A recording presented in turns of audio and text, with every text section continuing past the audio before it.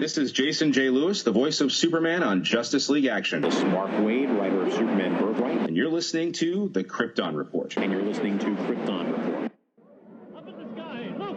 It's a bird! It's a plane! It's the Krypton Report! The All Things Kryptonian podcast, including Superman and Supergirl. We discuss games, movies, cartoons, TV shows, and comics. Find us on Facebook, Instagram, YouTube, and Twitter. Welcome to Krypton Report. I am Tyler, and today I am not Superman Blue. I will be Nightwing.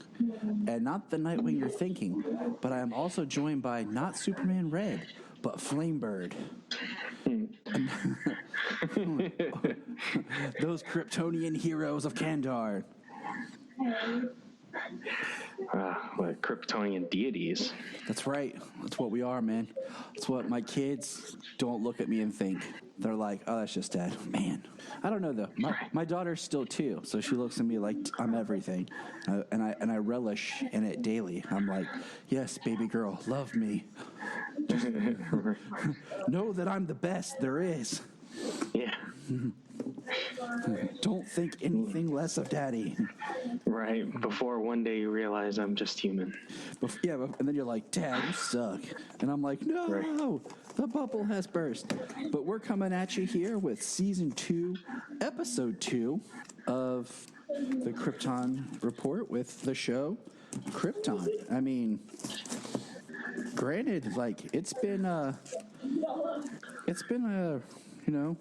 nice second season. What'd you think, James? Yeah, 2 episodes in, and I've thoroughly enjoyed both episodes. They've been really good.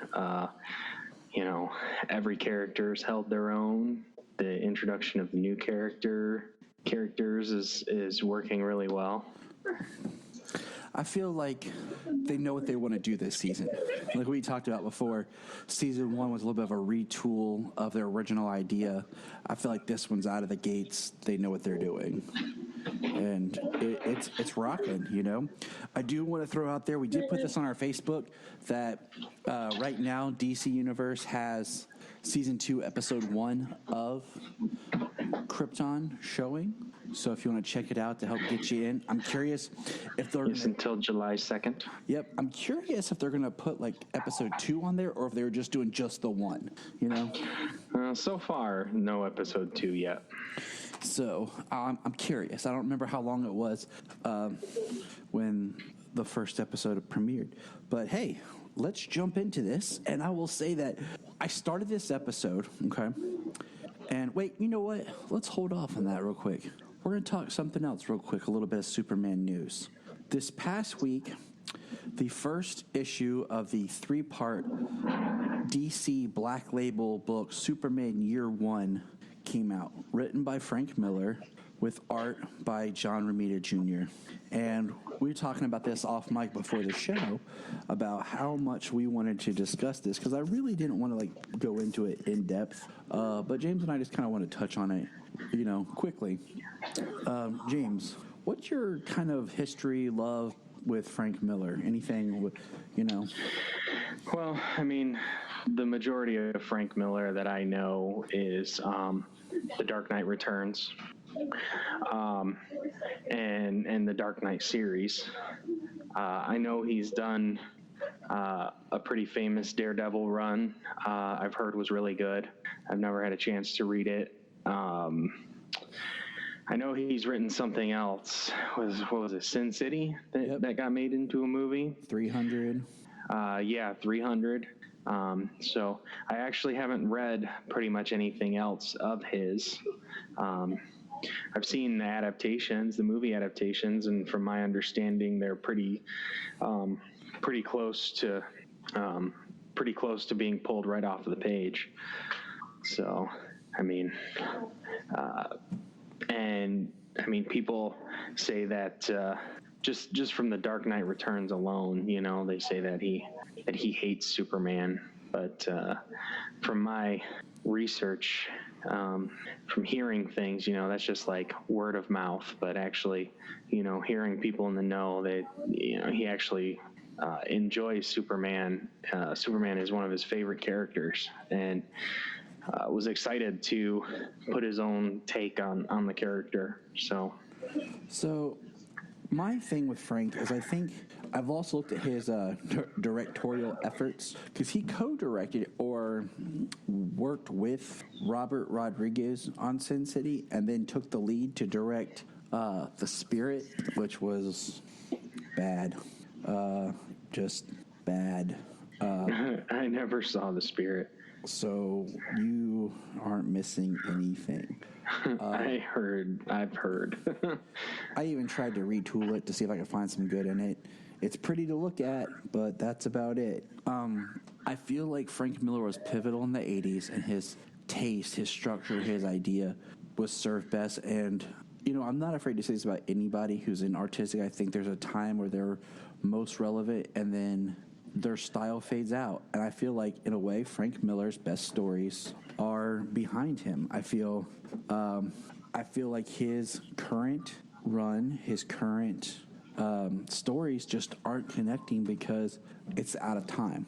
Like, his hyper violence is, and style is not working. And I think that's part of why a lot of people didn't like BVS, is because it was so Frank Miller inspired. And I think a good example of it, for example, is in this story, there's an assault on Lana Lang that it feels more like a Mark Millar story, where it looks like Lana's about to be gang raped. And I just feel like it just doesn't connect, but that feels like Frank Miller. Phil and I had talked a little bit about it after he read it, because I messaged him, I read it, I said, hey, message me, just shoot me a message whenever you finish reading it. And he brought up the point that Frank Miller always writes women horribly and always makes them victims. And because my thing in this was, I did not like the way Martha was. I thought Martha was horrible. Like, she didn't do anything. She didn't add to it. It's not the Martha Kent that I know and have read and loved. It wasn't. Well, even the story being about his adolescent years, there was very little of either parent involved in the story. And I mean, there was something going on, the rape angle for Lana Lang. I didn't necessarily be like, oh, Lana Lang's the victim here. You know what I mean? She was trying to do something, and she was just, she was being attacked and overwhelmed by a group of teenagers. You know what I mean? So I didn't necessarily think that, she was the victim per se. Like, right. I mean, it's not as bad as helpless. Previous. Go ahead. No, I was gonna say it's not as bad as like previous stories, but yeah. I don't know. Like, first of all, the art is good, and I've said this before, but John Romita Jr.'s art to me is best served when it's characters that are original and not like legendary legacy characters. Like, I love John Romita Jr.'s art in Kick-Ass, because that is a character that, to me, the art goes with the character because it was created together. But Superman is so iconic for so long, and his art is so his own, that I don't see Superman as much as I see his art first, if that makes sense. Well, granted, there is no Superman in book one. Well, the only Clark. Superman is on the cover. But I mean, I don't see Clark. I don't see the characters that I know that I'm reading about. They feel like other, but they don't feel like, that doesn't feel like Jonathan Kent. That doesn't feel like Clark. Doesn't feel like Lana. Like I said.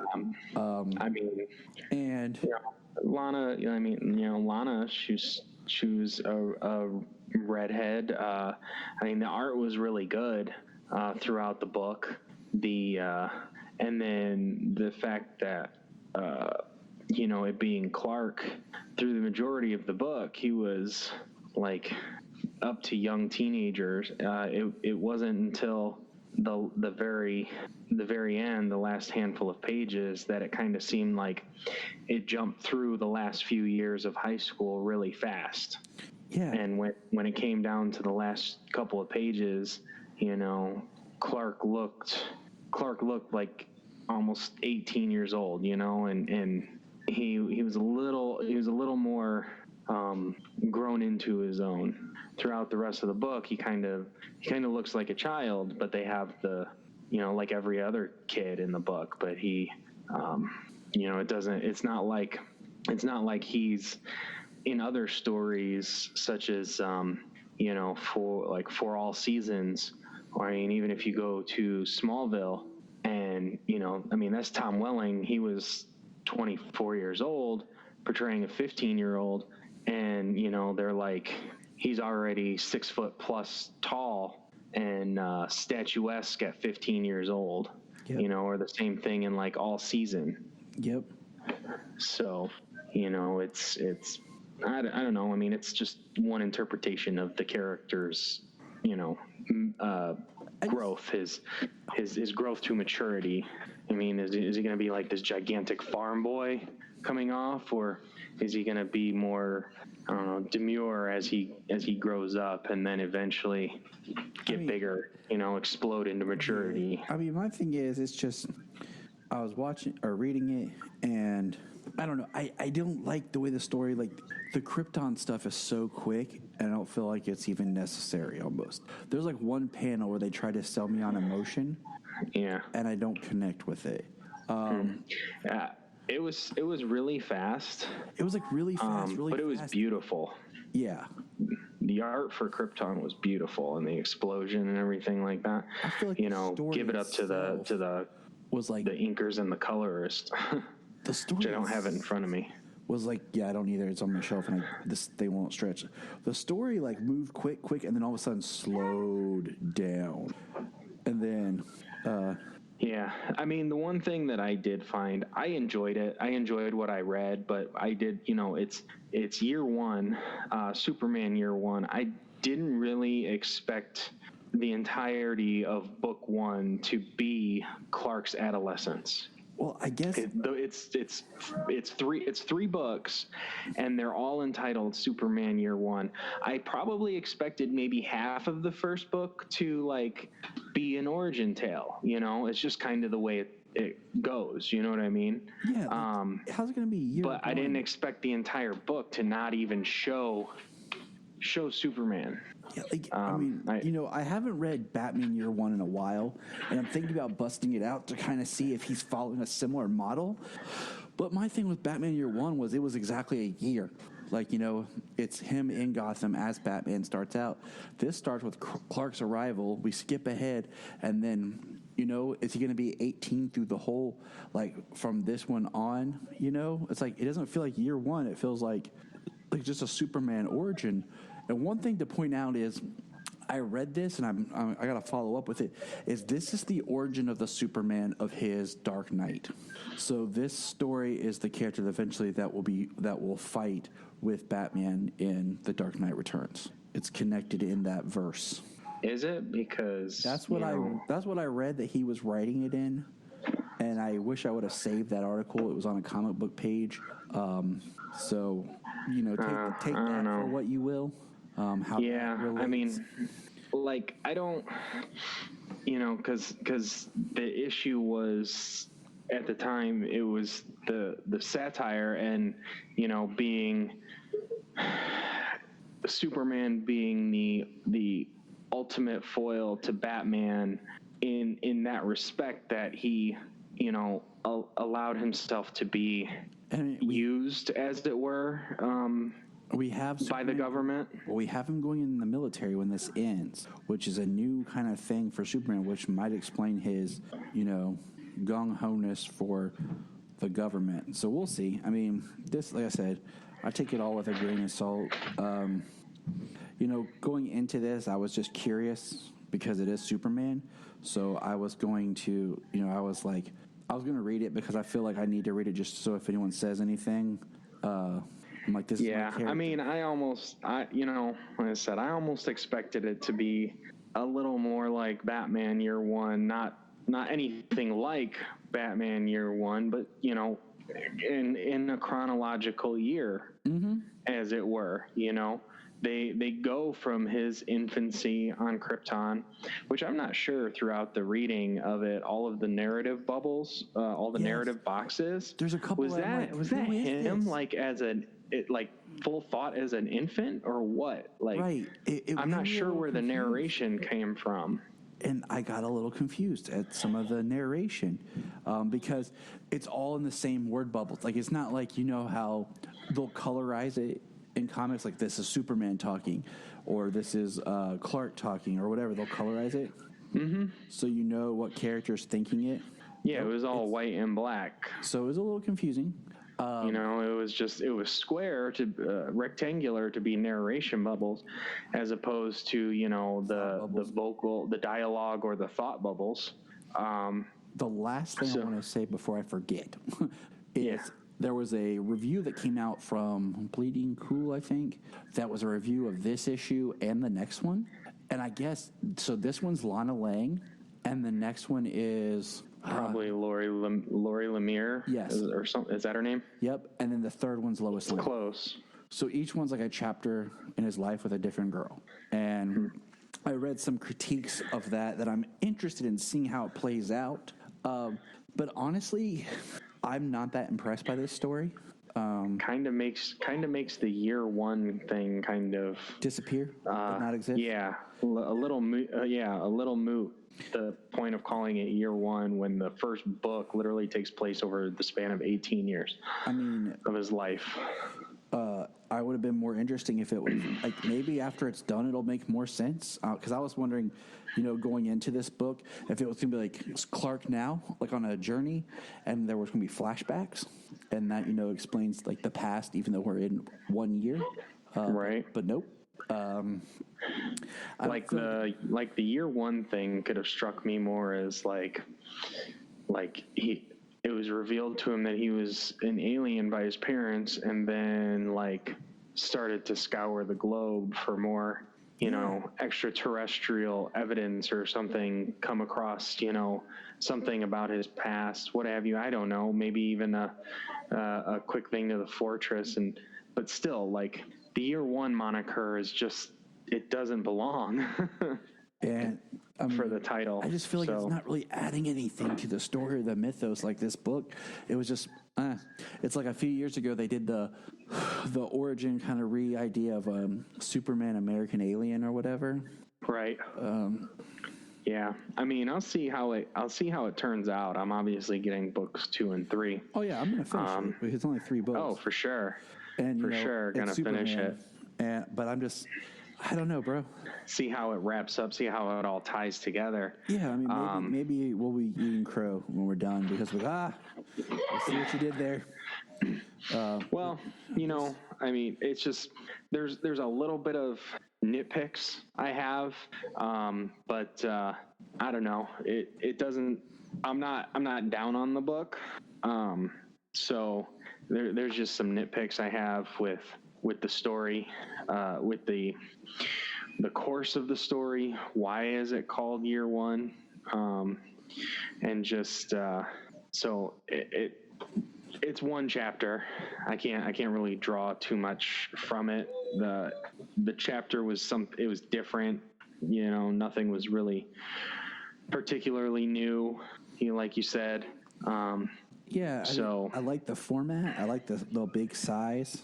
Yeah, it wasn't outstanding, you know, and I do like the prestige format. That's really cool. So I mean, and it wasn't really that much more. Like, it was $7, but it was like 40 some pages, you know. So if you think about it, you pay what, $3.99 for like 20 some. So it really didn't cost me much, or if at all any. You know? Yeah, I mean, for a premiere format and maybe a double size issue. So, I mean, it's the same thing with Batman Damned, you know. If that ever premiere, the prestige format and the about the same amount of pages kind of thing. Yeah, if book 3 ever comes out. I'm so sick of stuff not coming out. Like, I get that they wanted to delays. Yeah, well, delays is one thing, but Yeah. Are they retooling it because an adult book is too adult for readers to read? Like, so do they have to go back and change book 3 because, it was too, I don't know, too graphic or too violent I don't know. Like it's it's a dumb debate, to be honest. Well, you saw just now along the lines of what we're talking about here, DC Black Label. Did you see that they just came out saying that there's going to be everything's going to go away. It's going to be DC Kids, it's going to be DC, and it's going to be DC Black Label. Yeah. So they've got literally books for 8 to 12, 13 to 17, and 17 plus. Yeah, which it should. That's how books are going to be. Like, I literally posted on my comic book store's page, like, well, hopefully people will stop complaining about adult content in an adult-oriented book. Right. Like, it's like when you see a rated R movie, if you there's a lot of swearing and violence, it's a rated R movie for a reason. Like, there's a there's a rating for a reason. You go in like, oh, it's R, so you have certain expectations of what you're going into. Same thing with when you see a rated G movie. You're probably like, oh, I can watch this with my kids and everything. I don't, it's safe. It's the same thing with the book. Like, it was Black Label. It was supposed to be a mature adult stories. And I mean, and then adults can't handle it. Like, come on! Like, if you can't handle it, it's like a horror movie. It's a rated R horror movie. If you don't like horror movies and you don't like rated R films, you don't go see it. If you don't want to read a mature adult-oriented book, you don't pick it up and read it and then bitch and complain. Preach it. Same, you know what I mean? Yes. Like, come on.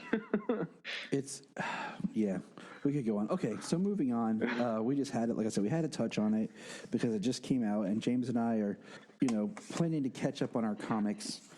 But let's by the way, Krypton. I got the Miller cover, and Tyler got the Romita Jr. cover. I did. I actually like the Romita Jr. Like I said, I think like he's an artist like this that for like a cover or like an alternate cover, type thing, I am completely cool with. Well, the Miller cover, I mean, it's obviously Miller Superman, but also it's a rear shot of the cape and the big S, and then it's Miller Superman, very big, with the big hair and everything. So, I mean, it was good. I wanted the Miller cover. I like the Romita Jr. I wanted the Miller cover, and luckily they had it when I went to pick it up Wednesday afternoon. All right, so to Krypton. We have now traveled through the depth of space. 19.138 million miles. Man, James, that's awfully precise. You feeling okay, bud? So. Okay, so getting a little bit ahead of ourselves, but right. Or was it million light years, something like that? Yeah. Say million miles. That's kind of close, as it were, across galaxies. This opening has two skimmers searching for Doomsday, and Doomsday shows up, jumps on one of them, punches in the glass, roars. They both crash. Solomon watched that scene several times because he was happy to see Doomsday. Yeah. Doomsday looks awesome. He does. Okay, so I saw a behind-the-scenes thing and them talking about it, that Doomsday is a complete CGI creation and a puppet. Oh, really? Yes. So I'm really interested to see the puppet, like what he's gonna look like. I'm pumped, because this is the Doomsday we should have had in the movie. I'm not a hater, this, but this is the Doomsday we should have had more of a look towards. Yeah. So we cut and we're on Wake Thor. Like, I looked at, they had the spelling on it. It was WEGTHOR. And it's very red, like very red, very Mars looking. So,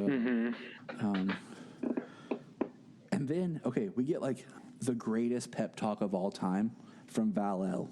We're stealing it back. That was I'm like, really? Like that was his big like it was like 3 sentences, and they've stolen it from us. We're stealing it back. And they stole our better world. We're stealing it back. Yeah. I'm like, dude, that is the worst pep talk of all time. I'm like, man, you were letting the L family name down. Okay, because I didn't even like cheer. Like I want like a pep talk, man. I should be like goosebumps. I should be like, well, yes, I will follow. Val-El isn't Idris Elba from Pacific Rim. Oh, dude, we're canceling the apocalypse. Yeah, dude, I'm about to. Yeah, man. Like I'm like, sign me up for a Jaeger. I'm in. Right. Or even you ever seen the movie Role Models with Paul Rudd? Yeah. When they're about to play. It's been a long while. When they're about to do the LARPing at the end, and the kid's up there like saying his speech. Nay, I say this. And Sean William Scott's like, man, this kid really jazzes you up. That was more like, I was more gung ho for that than I was for this speech. I'm like, I would not go fight General Zod with that kind of motivational speech. So we get that, and then we're on Kalu. I think before we get there, though, Lyta is confronting Zod about the 2 Sagittari that died, looking for Doomsday, and she's she was basically he's just like, they're nobody, you know, they're nobody. Their lives mean nothing. But you know, you can't do that to people. You can't take regular citizens, put a gun in their hand, and expect them to do and, you know, be these trained Sagittari. And she wants to train and make people better, so that their lives don't mean anything, that they can stand up for themselves, that they can take care of themselves when it comes to war. Do you let me ask you this, with Lyta, do you want her to go like down the dark path, or do you want her to have redemption?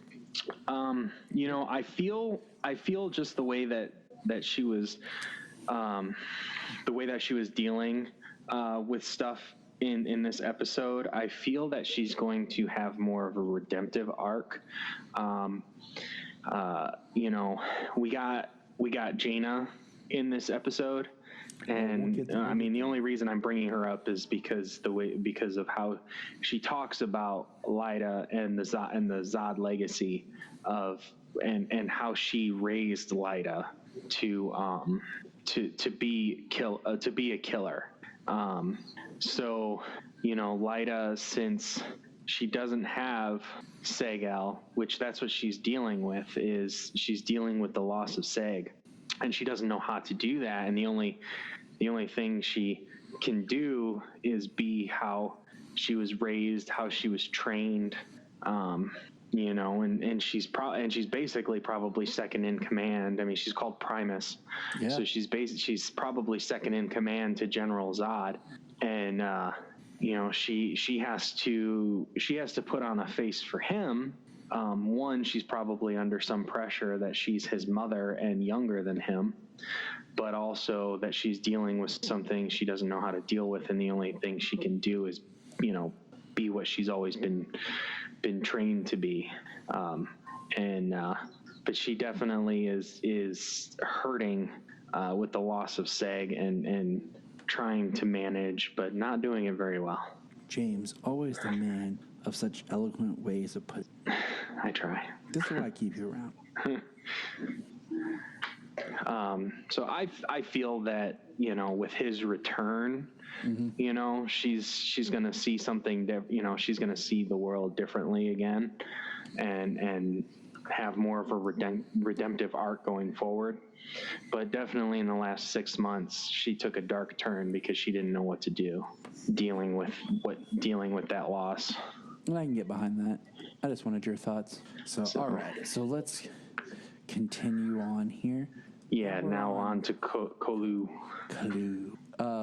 So I will say that I don't know, like I'm really big on like the way people look and like the costuming and like their design. I'm really enjoying this season because I like Seg's hair. The first season looked like he just had a really bad bowl cut, and it bothered me. But so Lobo takes Adam Strange's Zeta beam and tosses it in the water.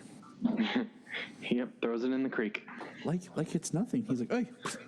And it's like, what is this? And he starts to say something. Nah. Lobo has the best line when he says, I'm Segel. He's like, whatever you say, Siegel. I loved it because then he kept calling him Siegel. And I'm like, that's awesome because like we learned and we both felt dumb for not realizing was Segel was a play off of Siegel. Yeah. And I was like, oh, man, when I learned that, I was like, man, I feel dumb for not knowing that. So what's interesting is I watched it now, whatever, closed captions are closed captions. You don't know who wrote them or why. You know, when you watch something like Smallville or something and they talk about apocalypse, you know, they're talking about the planet apocalypse, but it's not spelled that way. They spell it like you would normally spell apocalypse. Yeah. So I was watching it and during my rewatch, I put on some closed captions, and when he was saying seagull, they were putting seagull, like Seagull, not like seagull, like the name, like the last name. They were calling him seagull. I was like, oh, that's terrible. That is terrible. Man, what the heck? Right. That's not cool. Yeah. I don't think that's how he was referencing him, and it's surely not what it was intended. It was Siegel as in Siegel and Schuster. Right. That's exactly what it was. So, yeah, you don't know what goes through the mind of those people who are typing that stuff out. I don't know if they get a script or if they just like listen and type and you know, scribe what they hear. I'm not sure exactly how the closed captioning, you know, how it works. Thing works. Yeah. I assume it's scribed beforehand, obviously, but yeah. So I was like, oh man, that's awful.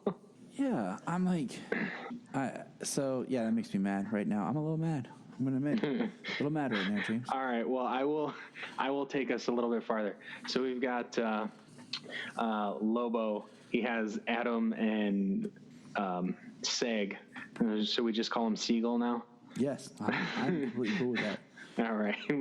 So we have Siegel and Adam chained up to a tree, and Lobo is having a good old time. He's ready to slaughter them. Like he's got maces and all kinds of stuff, and his line of talking about cutting Segel open and strangling Adam with his intestines and cracking open his skull and taking a deuce in his head. I don't see the connection there. He's like, it's just the overall graphic nature. I forget the exact line, but yeah, it was like he is just like beyond, creative in a horrible way, but.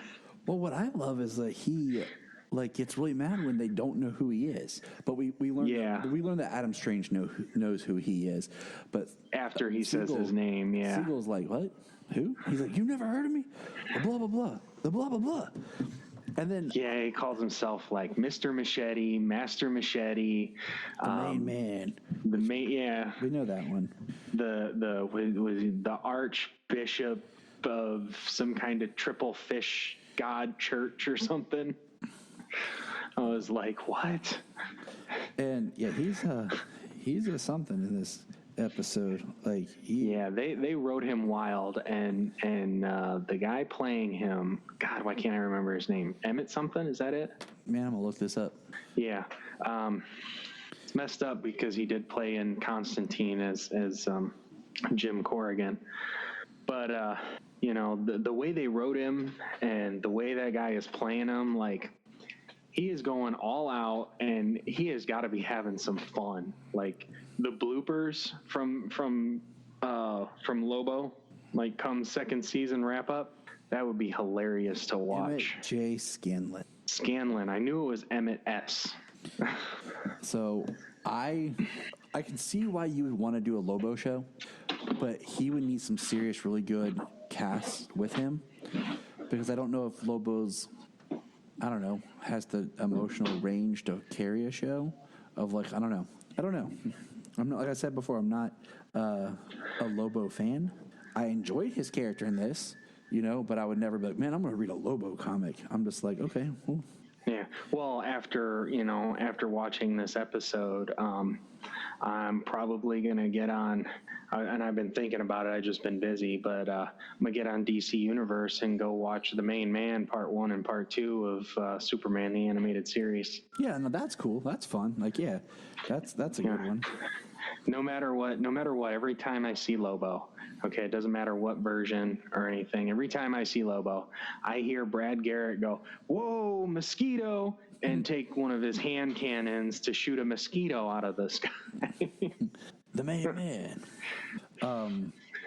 We'll come back to Lobo here in a minute, but so we're going in order of like the flow of the episode here. Drew Zod says to Lyta when they're talking about she wants to go and train these recruits on Waithor, that he says, "I need you close." And like I told you last week, I'm wondering if there's something where he needs to protect her to secure his own future or something. Right. Like I'm not thinking. I'm wondering, like, because we brought up the fact, like, is she pregnant with him? Yeah, like is there some significance here? Like, could like, Seg scanned his. We saw where Seg and Nyssa put their thumbs or into the thing for their genetic material to make Corvex. Mm-hmm. Like, is Seg's like genetic information now in the database that someone else could just put theirs in there and like, I want to make a child with Seg-El, boom, or is the database if it's where the children are made, like, wouldn't it have a copy of their information? Like, could you just go up there and start playing on a computer and create people? like, right. I don't know. It's a deep thought. It's a deep thought, my man. But we do see that Nyssa gets injected and is sent to find Jack Sawyer and Val-El. And one of my first thoughts was, is she getting injected with like nanobots to blow her up like a bomb? Or some kind of tracking device, and listening. I figured tracking, but I was like, can they listen? Can they hack into her brain? Like, what's their technology? Right. Yeah, I don't even know. The guy, when he injected her, he said something about her that allowing her to survive on the surface, because they did bring up the fact that on the moon's surface, they have to have breathers and things like that they couldn't survive. That's why they like live and work in tunnels and underground and in the mines and stuff. Exactly. So curiouser and curiouser, said the Mad Hatter. Now we jump back to Wrong planet. Kalu, and we find out that Brainiac took Lobo's planet. And I missed little bits because he was talking so fast. Like, did Lobo kill his own parents and like half his people too? Because he talks about being the last of his kind, and yeah, he does call himself the last Zarnian. He did kill his parents. He did kill his people. I forget what he had said exactly, because like you said, he talks so quickly. But he did say that he killed his people with something. And I think it's fairly comic accurate. I don't know specifically what, but from what I understand, he killed his people with some kind of experiment and wiped out his entire race. Makes me wonder if that would add some emotional depth and levity to his character, of why maybe he's dealing with that in a certain way. But that's just me speculating, not having any kind of knowledge of, the character per se of the comics. Right. With the violence and the language and the necessary like grotesqueness to like a Lobo show, I think it would probably fit really well on DC Universe. Oh yeah. Given the opportunity to basically do whatever the hell they would want to do. Oh yeah. That's been the joy of DC Universe. Yes, sir. So we learned, one of my predictions kind of came true, that Seg in some way is infected with Brainiac, because Seg takes Lobo back to Brainiac's body, and he's got like a little look, reminds me of the thing from Ghostbusters, looking for Brainiac. And yeah, one of their like PK devices. Yep, the PKE meter, and it's not picking up Brainiac, but it starts beeping when it's around Seg. And then we see that Seg actually gets like powers and strength because of Brainiac, is able to do things. Yeah, it was pretty cool. Like, he was scanning the body, but he said there was no Brainiac there in the body. And so he got real mad, and he wanted to kill one of them to find out where Brainiac went. And then during the little fight, or the imminent attack, Seg kind of uses telekinesis and shoots his hook off into a tree, and the device lands at his feet and starts beeping off, like, and he's like, Brainiac is in you, and he does a finger in a hole gesture. And also, I mean, Seg makes a comment about Krypton is 1.938 light years away, and like he says that, and that's when Adam Strange's like, man, that's extremely like accurate. And actually, in that scene, he says something about he says something about he wants to get back to Krypton, and Lobo's Craptown. What's so special about Craptown? And yeah, he does. Yeah, Craptown. But it's funny because the first person who says that is oddly specific was actually Lobo. When he says first thing, it's 19.139 million light years away from this place or this planet. And Lobo kind of gives him a look like, that's oddly specific. And he says that. And then it's not, and then it's a little bit later on when he says something again, and Adam's like, that's pretty specific. So yeah, Seg is infected with Brainiac, which I kind of felt like that was going to happen. I just liked it that Lobo was like that first. He was like, that's oddly specific. I feel like Lobo's character is just, it's so random because we don't know where he's going to go with it. Yeah. And then we cut and we get Jaina with her brother, and they're talking about how they were raised. And this is where, like you had mentioned earlier about how the Zod metal and how she raised Lyta and how she should have been. And then, they talk about Flamebird. They don't mention Nightwing, but we know from the comics that Flamebird and Nightwing were together. But I wonder if they couldn't mention Nightwing or anything, like if there's some sort of legality to it. Yeah, which makes me wonder if the name she was talking about, Walk, if that was supposed to be like Nightwing's, I don't know, more or less name, whereas Flamebird and Nightwing are kind of like their deity type. They're what? They're like their code names. Yeah. So I thought of that too. But it's really short. I mean, it's quick, and then that's it. And then we cut to Lyta, and basically, I put this is Lyta in this next scene where she's training is basically Jaina from the pilot. Mm-hmm. I don't think she had as much gravitas as Jaina's character did. She doesn't, but I mean, just the way she's acting and just the way she's being and everything. Yeah. So it was interesting because we see Lyta keep seeing Seg as she's fighting, and especially as she's looking in at the recruits, and sees a guy who looks similar to Seg, but she sees Seg, so she's losing her mind. Yeah, this is this is where she really can't deal with it. The guy looks similar to Seg, and she brings him down, and she even loses herself. She gets distracted by her hallucination, with no really better way to put it, of him being Seg.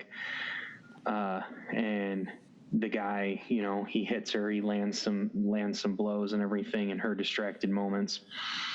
And after the training session is over, she talks to him, and she kind of is slightly vulnerable for a moment, and he kind of advances on her in that moment, and she is not having it, and she beats the crap out of him because he's not Seg.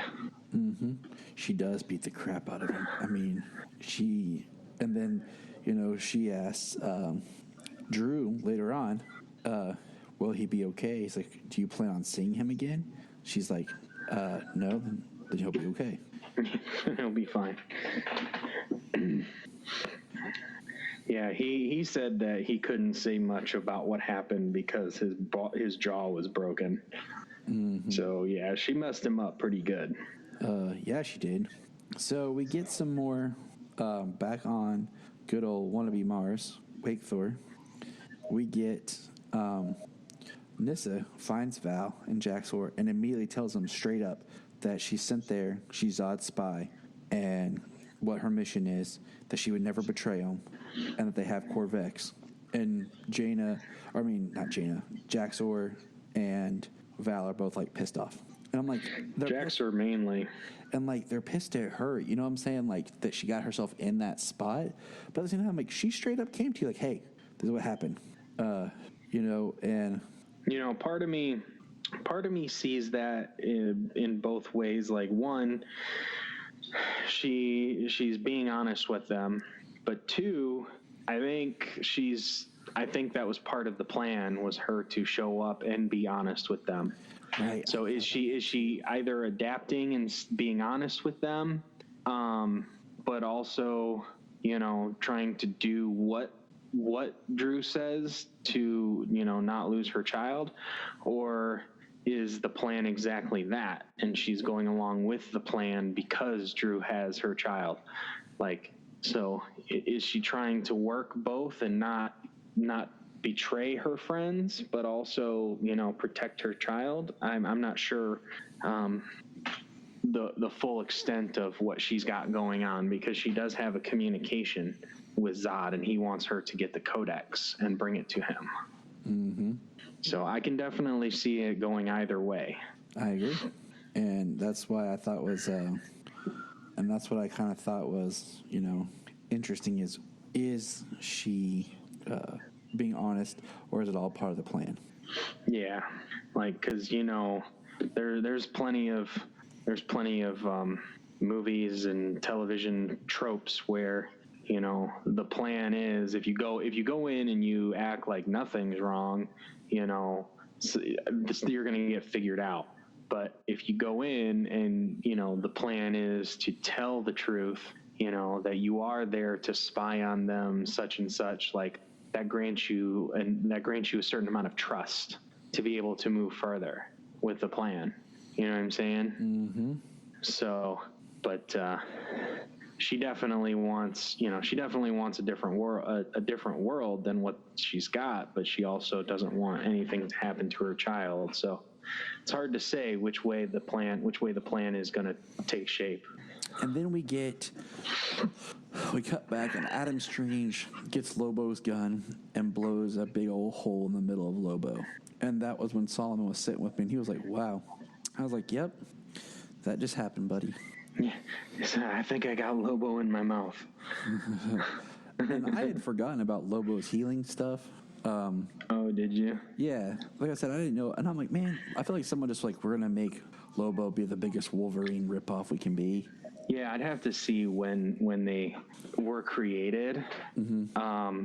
But when it comes down to it, like, Lobo is way more powerful than Wolverine. Oh yeah. One with strength and abilities, but also two, his healing factor. Like, he can come back from a drop of his own blood.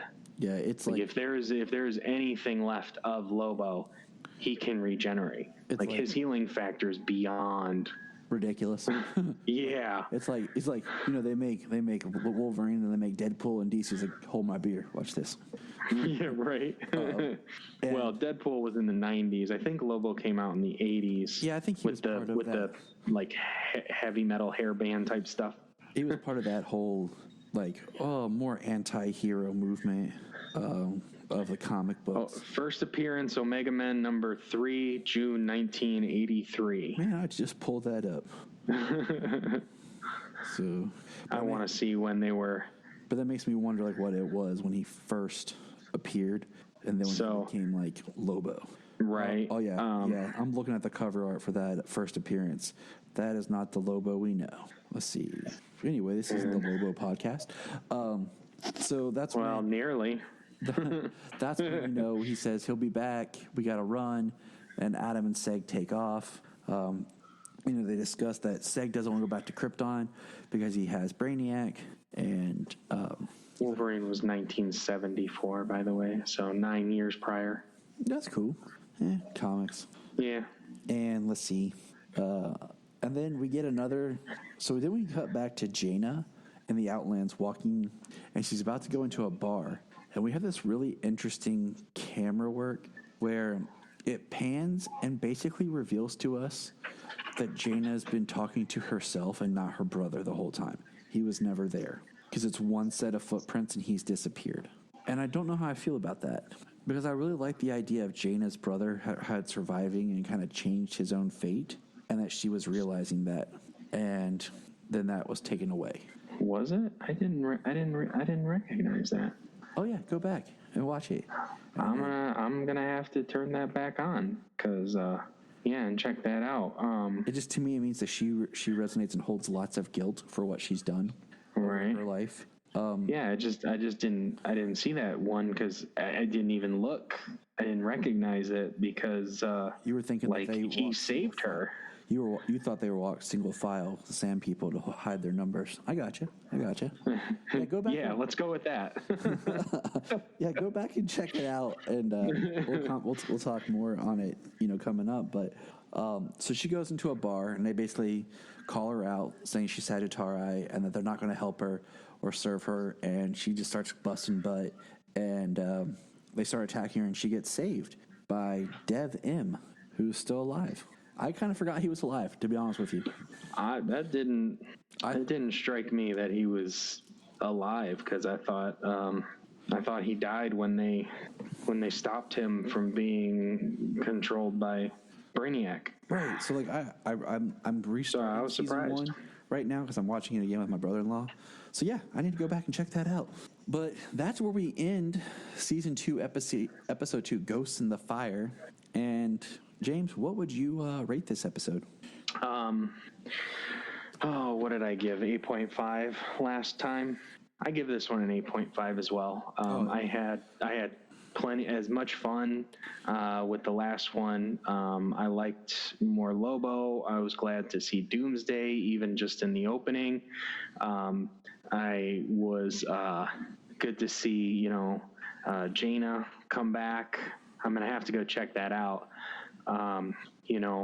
Lyta not just being an evil dictator, minus the tater. And in this episode, that there kind of seems to be a reason that she is acting the way she is. And then, the Wigthorpe stuff, Nyssa, Val. I know it's essential, but it kind of lagged for me. There wasn't much going on there this episode. And when it comes to Jaxer, that friggin' eye thing, like, that weirds me out. So it looks weird, but 8.5. It's the same grade. It was pretty good. I agree with you. Like this, I don't know. It's ticking up, but it was just, I don't know. I really enjoyed it. I can't wait for more Doomsday. Solomon can't wait for more Doomsday. And I'm really excited. It was nice to see some of the full extent of Lobo this episode, his strength, like his durability. They hit him and they were hurting themselves hitting him. His regeneration, like they blew a big hole in him. His whole center mass had a giant hole in him, and they showed his body reconstructing, his spine rebuilding inside. It was pretty awesome looking. And of course, that's when my son joins me, and he's like, "Oh, that's Logo, Daddy," because he calls him Logo, and I've told him Lobo, but I think it's adorable, so I don't ever want to like correct him. And then like this huge hole gets shot in him, and I'm like, "Wow." He's like, "Wow." I'm like, "Yep." Yeah, I'm gonna have to check out some Lobo comics on DC Universe, and because I know back in the New 52, I had checked out a couple of issues of the New 52 Lobo, which was different because it was like some guy who was like, yeah, that Lobo was like impersonating this Lobo. Yep. Yeah. It originally wasn't supposed to be that, but it was a way of them like fixing it because everybody hated the new Lobo because he was small and he was skinny and he's like some little punk rocker dude. Yeah, I remember people calling him like the Twilight Lobo because they're like, he looks like he's from Twilight, and I was like, That's funny. But like, I didn't care enough about Lobo to like say anything. I was like, whatever. Right. So I definitely want to check some of that out. Plus, I heard his bit in the Justice League of America. Was that during Rebirth? Yes. Where Batman had his own Justice League team and Lobo was on it. I heard that was actually fairly interesting, and he had a lot of expletives in his speech, in his dialogue. Does not surprise me. No, not at all. But so that wraps up this episode, and stick around for next week. We'll be back. If you're an Amazon shopper, just remember you can go to southgatemediagroup.com. There's a portal, log into Amazon, and you'll shop into your account just regular, but it also helps keep Southgate running. We're going to be discussing Krypton's Season 2's third episode, which is called Will to Power. And I'll tell you what, this episode has a scene in it that was like a OMG scene, but watching it with my kids, and then my wife, who hasn't watched any of this season with me, made it so much better. So much better. I actually got the mom eyes to where like what are you doing, Tyler, watching this with our children? So yeah, that was a good time. But the episode opens up on Kolu. How do you pronounce it? Kolu. Yeah, Kolu. Because I always feel like if you don't pronounce it, it might sound like you're trying to say Kahlua. You know, like the alcoholic beverage my sister-in-law drinks way too much of. Yeah, I've always pronounced it Kolu.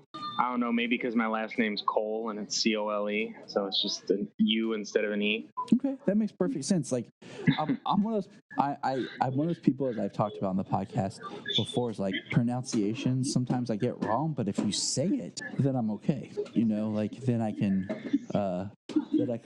say it back to you. Pardon me. Right. Yeah. I thought the introduction, the opening, showing Kolu from space, Awesome.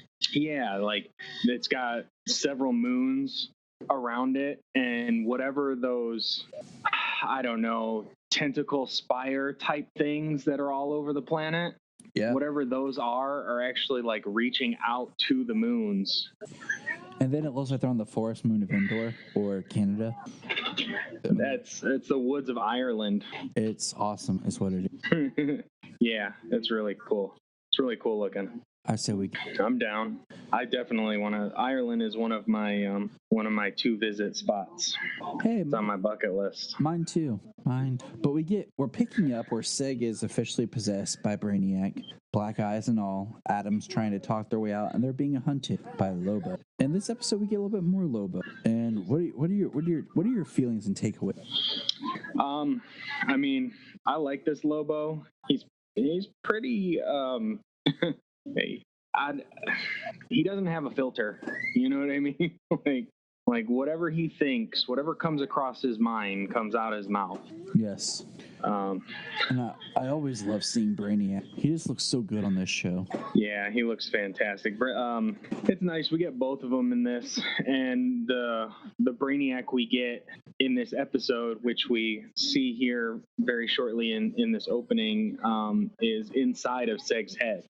So with his possession, like he kind of freezes up, and he's not doing anything. He retreats into his head, or not retreats, but Brainiac pulls him into his mind, and it's like the fortress inside of his mind where him and Brainiac interact and are like fighting for mental control of Seg's body. I like this Brainiac, and I would love to see this Brainiac just show up on Supergirl. It's like, it would be so cool. I say wherever this Brainiac shows up, I'm just, Supergirl. I mean, he looks spectacular for television, but you take this design and you tweak it a little bit, probably some added CGI effect or whatever. It's movies. It's movie Brainiac right there. Oh yeah, because I mean, if you're doing this in a movie, you'd probably just add more of like the moving metal, or like not tentacles, but like Solomon and I yesterday were playing Injustice 2, but you know how he has his like plug-in spikes and stuff, something like that. But yeah, this Brainiac is beautiful. Yes, sir. This Brainiac is awesome. The cadence of that actor's speech, the emoting that he puts on through that makeup. Like, not only does the character design look fantastic, but the actor is really good. Like, just the way he speaks. Like I said, the cadence and the how just the way they have structured his speech. He sounds very intelligent as well. So, yeah, awesome Brainiac. So, no, go ahead. Oh, I was going to move forward here. They're fighting over control, but Seg figures out that while Brainiac can see into his head, see into his mind and his memories, that Seg can do the same. And this is where he's trying to figure out a way to get Brainiac out of it. And then that's the ultimate goal. He has to get Brainiac out of his head. Yes. Yes, he does. And okay. So back Krypton, we're on Wake Thor, and it was nice to actually see it spelled out, because then I actually knew how to pronounce it better. Wake Thor just looks like the Mars of Krypton, and right. We have the rebels led by Val and Jax and Nyssa. Like, I still don't know how I feel about Nyssa. Well, at this point, I'm kind of like, is she? I'm a little undecided on her right now. Not on her as a character, just like more of what she's up to and her motivations. Because we know she's trying to work for Zod enough to get Korvex back, her son.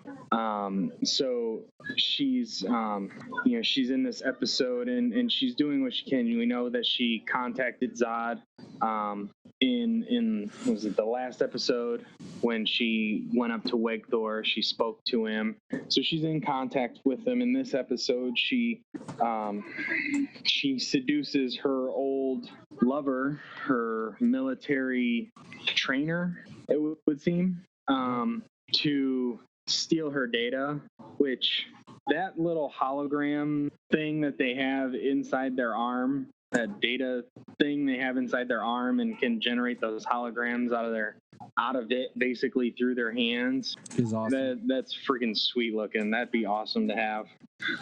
Yes. So, she's doing what she can, but is she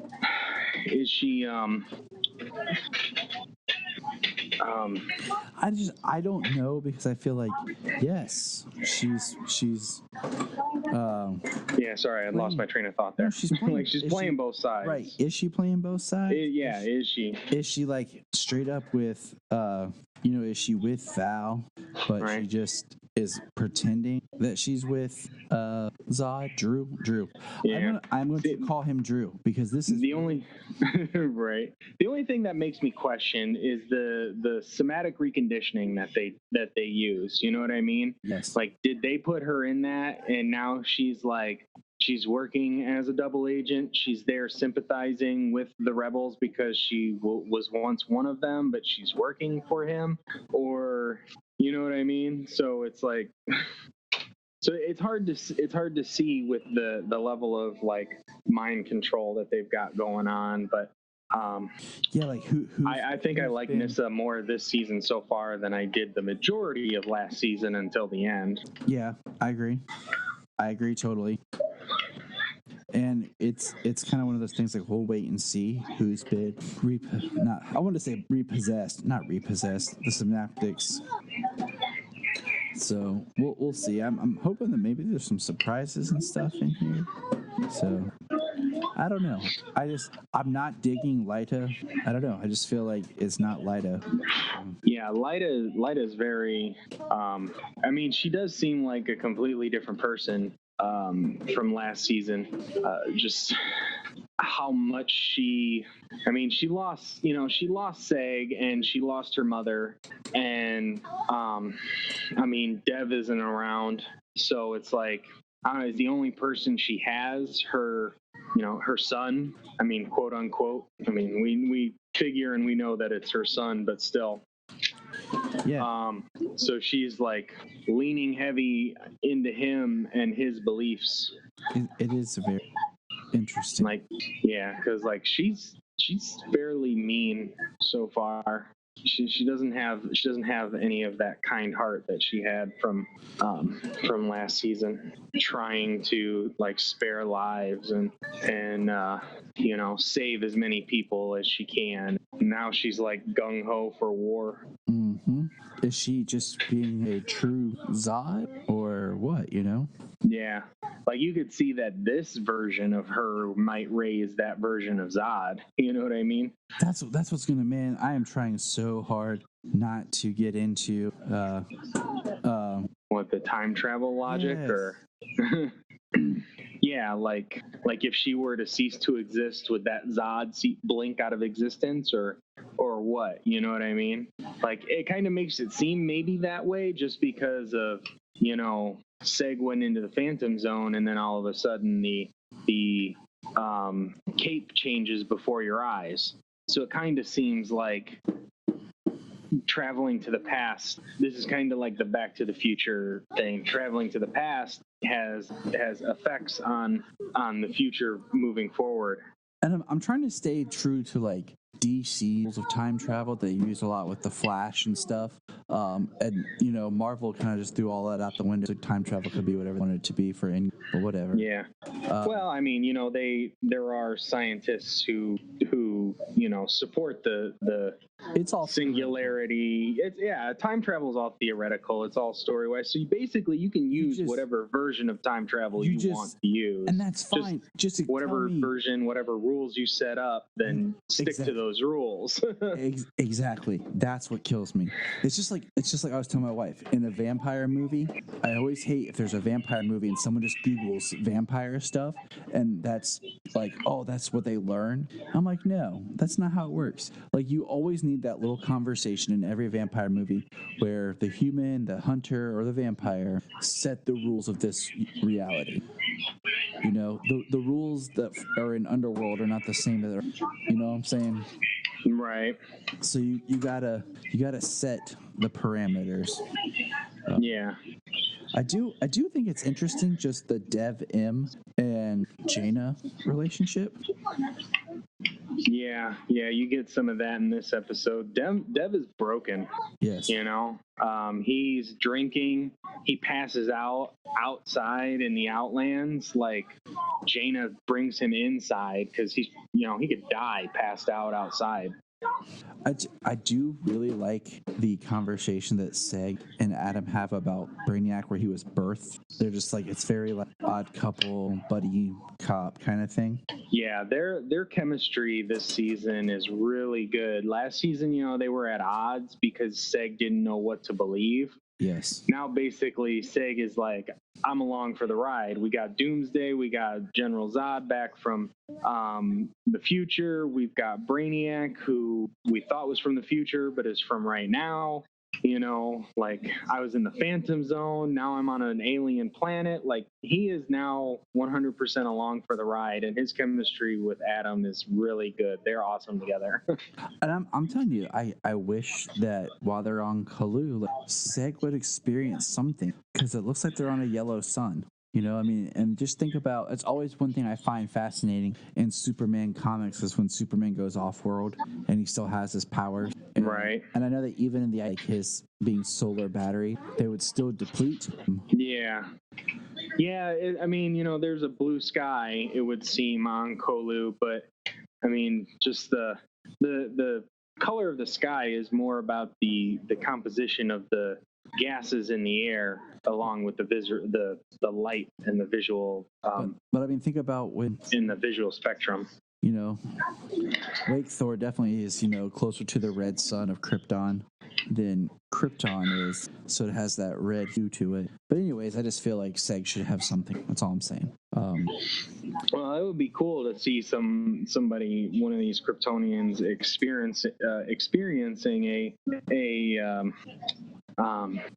power shift of sorts, going from basically normal human, what they would consider, to being this super being, like the way Adam and Seg were pummeled by Lobo.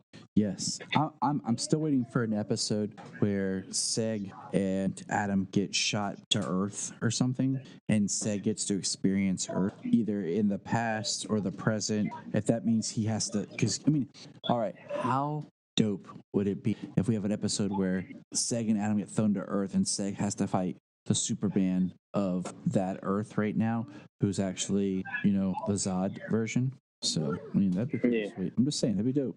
Right. Because Brainiac is, how about when Brainiac's, twisting Seg's mind by trying to get him, he takes the skies of Nyssa and Kim, Lyda, and all that. Seg's plan to get Brainiac out of his head is, one of those, we have, a 3-second window to make this work. Right. Yeah. I did like the fact that he's using the memories of his friends and his lovers to try and gain that advantage, that control in his mind. And he's just going along with it as we come to find out. He's going along with it, especially when he uses Lyda against him. And it's funny too, because that's when we go to the next episode. Yep. Oh well, I'll use it right now. Anyways, he since we're doing 2 episodes here, and that's right in the beginning of the next one.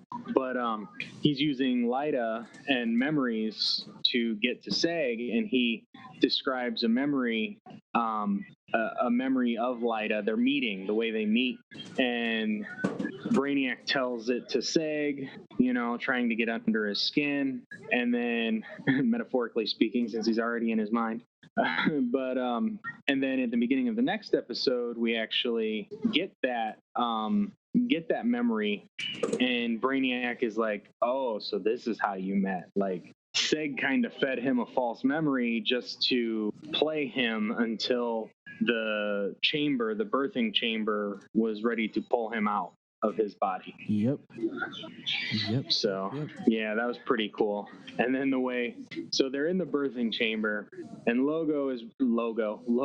So you've been hanging out with Solomon. Does he say Logo? Yes, he does. And Junia will correct him, and he'll go, no, I call him Lobo. Because he's on Injustice 1. We were playing that, and yeah, he calls him Lobo. Nice. So Lobo has tracked them. He's been following them, and he tracks them to the birthing pod, and he goes to attack Adam and Seg, and a force field lops off his arm. And that was funny, too, because he's freaking out, and then he just starts laughing. You cut off my favorite limb. Apparently he's right-handed. But and then Lobo's like, I'm gonna come get you, and Adam is he's smug right now because he can't get to him. And Lobo is, I'm coming to get you, and he pulls off his blaster, and he says, I hope you're not the squeamish type, and blows his own head off. It's funny too because he gives a salute when he's falling. And that's the part that I was watching, and I'm like, what? And my wife just looks at me, and Solomon's like, whoa. wow. And my wife just looks at me, and that's when I got the mom eyes. What are you? And That's when you're like, he grows back. Don't worry about it. He grows back. And both my kids are laughing, and Junia's looking the way Adam was looking, where it's just a shock on his. But yeah, and I mean, it's one of those parts, because this is what you and I talked about. Lobo grows back, but it's like, where does he grow back from? And he starts growing back from the hand that's inside and not the body. Like, what would kind of makes like? How does he choose where he wants to grow back from? Exactly. It was like, is he able to make that choice? Because he basically decides that he's going to grow back from the arm inside of the chamber, which is funny because then he's just a head, a torso, and 2 arms. And he goes and he starts kicking Adam's ass. Yes, and that was it was a little funny and it was creepy, but it was interesting because I mean, I almost would have liked some sort of play on, a human on Krypton has powers. Like Adam would start to experience things. But I do love that, Adam, they're trying to get away from Lobo, and he's just the torso and arms. And he pulls Seg out of the chamber, and Brainiac's going back, growing back. And then Lobo looks over at his Brainiac, and he's like, what? And he's like, oh, there he is. And he's kind of like, well, crap. Looks like the Crap Town boys were right. Delivered on the goods after all. Yeah. And so it seems like Seg used telekinesis one last time before Brainiac was out of his body. Yep. And threw Lobo away, gave him the distance to Zeta beam out of there. And that's the last we've seen of Lobo. So I mean, so far, I guess. Yeah, it's the last we've seen of Lobo. And he cuts what do you call it? He cuts Brainiac and the cutaway, and that was pretty much the coolest scene of this episode. Was just Lobo growing back. Yeah, and then his regeneration and then Adam using his big old hook to kill Brainiac again. We get Adam and Seg Zeta beaming back to Earth. But before they do that, what do? To Krypton. They give Lobo the finger. Yeah. Which I thought was pretty, that's straight up American. That's earthly American right there. Yeah. But yeah, I mean, that was the episode, Will to Power. And James, what do you think? We forgot, one last thing is when they Zeta beam back to Krypton. Yeah. Seg is dead when he gets there.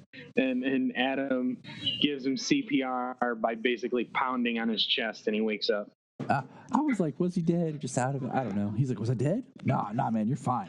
Fine. I was dead. Nope. I feel weird. Like I was dead. No, not at all. Was I dead? And I feel like just a little, but I undeaded you. Just keeps getting with each episode. This season gets better. Yeah, I mean the next episode, I would say so. Basically, hold on. So I would score this episode. Is that what you were going to? Okay. I would score this episode about a solid 8.5. They've all been really good. I mean, that's the same I've given the first 3 episodes now. So. And I'm right there with you. So there's not much more we can say. We're going to take a quick break and we'll be back. So here's our little news segment. As James and I are recording, Comic-Con has gone on. We've been behind. It's life. This is something we do for fun. I have I have work. He works. So we're trying to do this as much as we can. But we just wanted to touch on the first bit. We're going to talk a little bit about Supergirl. Now, Supergirl star Melissa tweeted a photo of behind the scenes of her new costume. And then, so that picture came out, and that was on the 15th. And then it looks like we got the actual high quality release on this past Saturday. So let's discuss her new season 5 costume. First thing I want to say is it's about time. They had teased her getting a new costume before, but I think they kind of fake teased us by that space kind of suit that she got last season to protect her from the kryptonite. But she hasn't had a costume update since season 1. Yeah, she's basically had the same costume since season 1. And I mean, Flash has had a costume change every season, right? Except, no, wait, season, right? Yeah, okay. Season 1 was the all red, behind the crimson, behind the bolt. Season 2 got the white behind the bolt, and that one stayed. Season 4 is where he got the costume, and I like that costume. Probably then of course Season 5 from his daughter in the future, which is a good costume. Yeah. And then Arrow, a change in costume every season. Yes, he has. Season 3 was so season 1 was just the leather. Season 2 he got the mask. Season 3 is first, I think.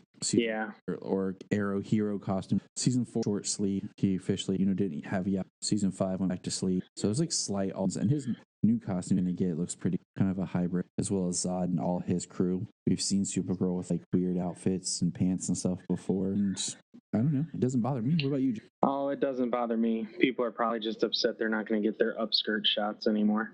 Sad, but it is sad, but no, the pants don't bother me one bit. I've seen Supergirl, different iterations of Supergirl in the past.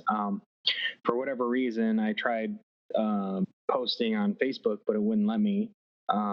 A picture of Smallville season 11 Supergirl from the comics, and it's probably the closest representation of this look. She's got the pants on, blue, the red boots that go up high. They're kind of broken in different spots in the comic, but she's got the red boots that go up high. The blue that kind of goes all the way up. And oh yeah, I mean, in that comic, it's kind of like more of like a red coat almost kind of thing that comes off of the back. But I mean, in this still shot here, if you put them side by side, they're pretty close. Oh yeah, I found some. I'll put those on. But for some reason, it wouldn't on our discussion thread. It just wouldn't let me post it. It just kept saying failed, so I gave up. I don't know why it wouldn't do it. Yeah.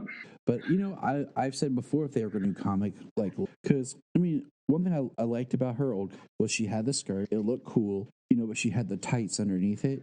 Mm-hmm. And then the high boots.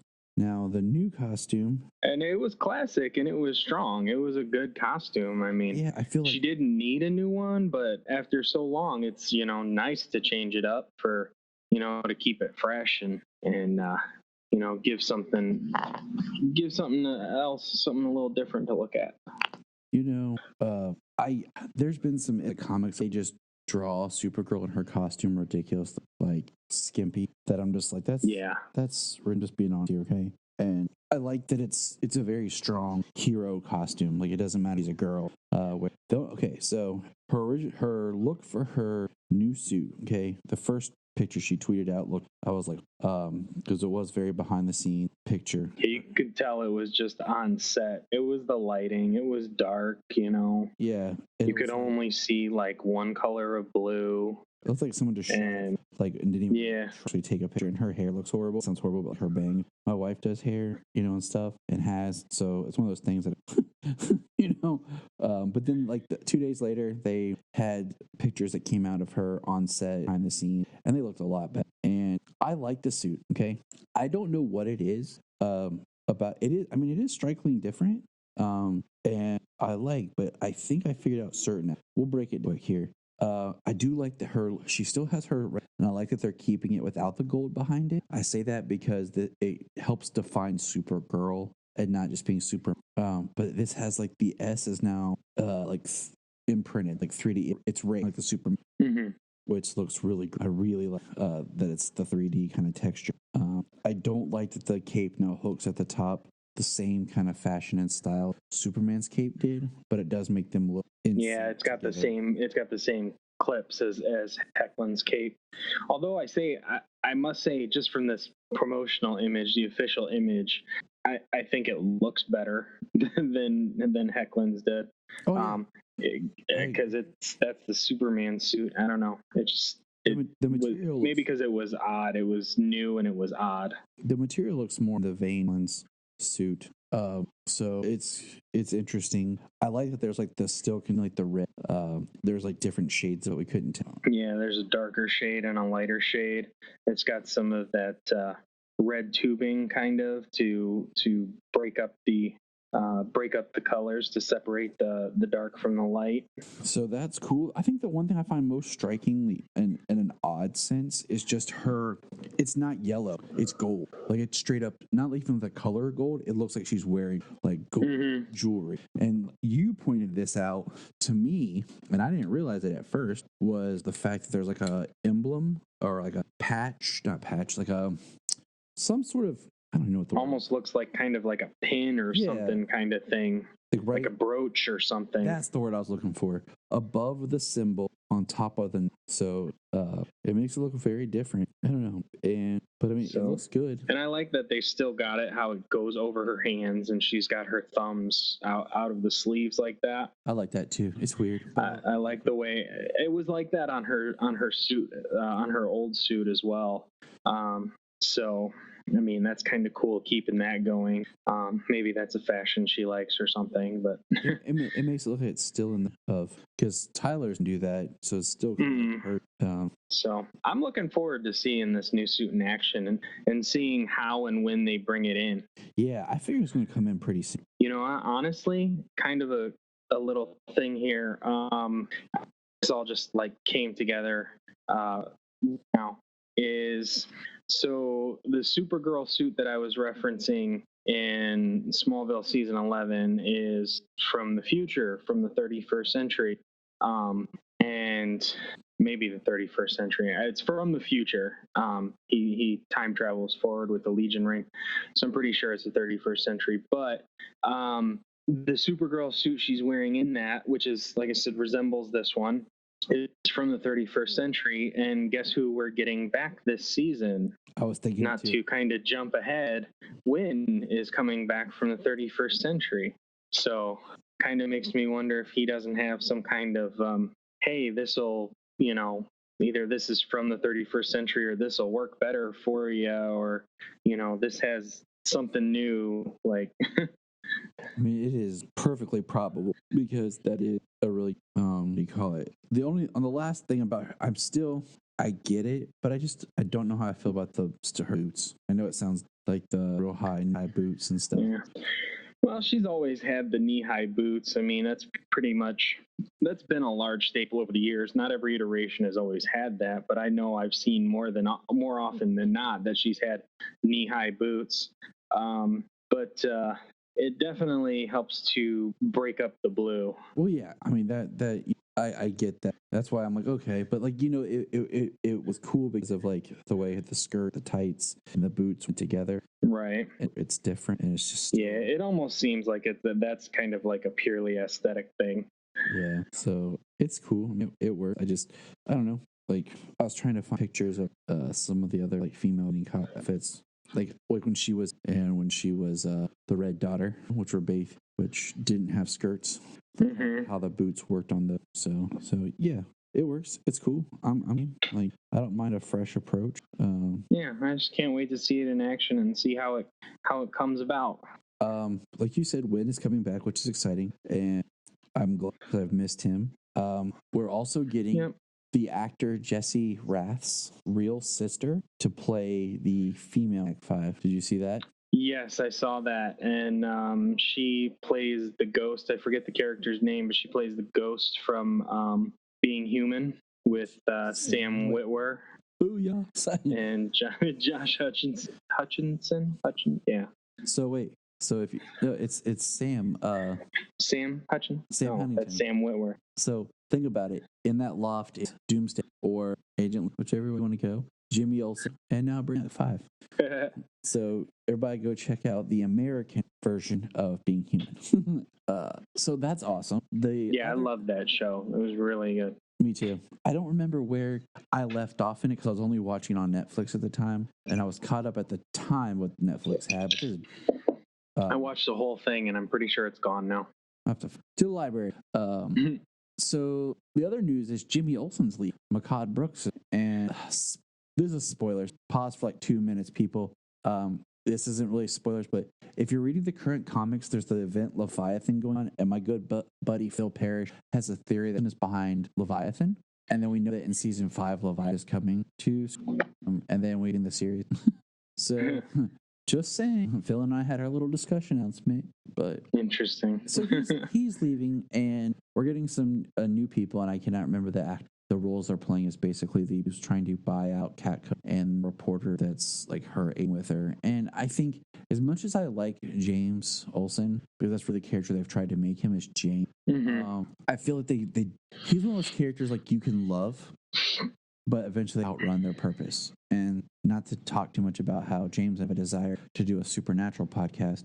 I love Cass, but at some point Cass outlived his use and just became and no really helped the story. That changed over time. Don't get me wrong. So before you hate me, I'm just saying like you can love a character, but then really there's nothing to Another example was Quentin on Arrow for a while, had nothing. They just kind of had to keep him around and find. Sometimes characters outwork their purpose. You get too many characters and storylines change. So the fact that he is leaving, it sucks because I really like him. That leaves two actors left that started the series that have been here the whole time, Supergirl and I mean, with Wynn coming back, that makes 3, even though he was gone for one. But he was gone in season 4, so he the whole time.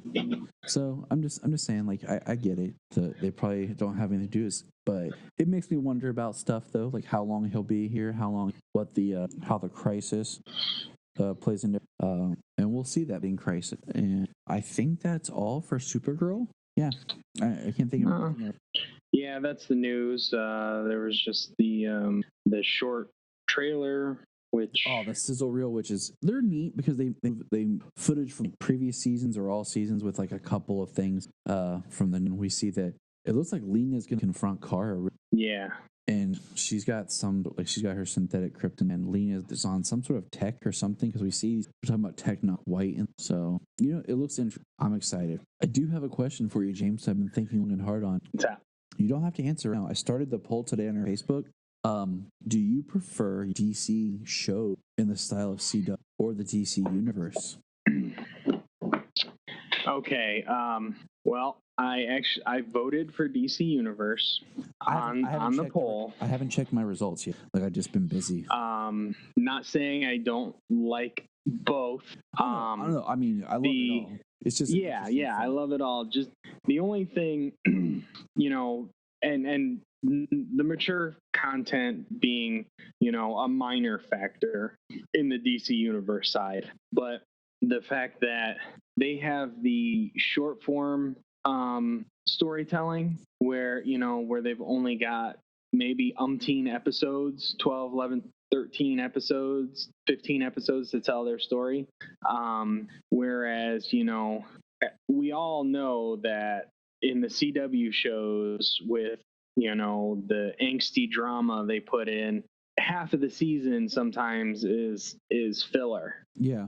That we could really, do without. And that's when you get a whole bunch of people checking their phones, that's when people are scrolling their Facebook page or their Twitter feed when they're watching the CW shows, because there's just a whole lot of mess that they don't care about.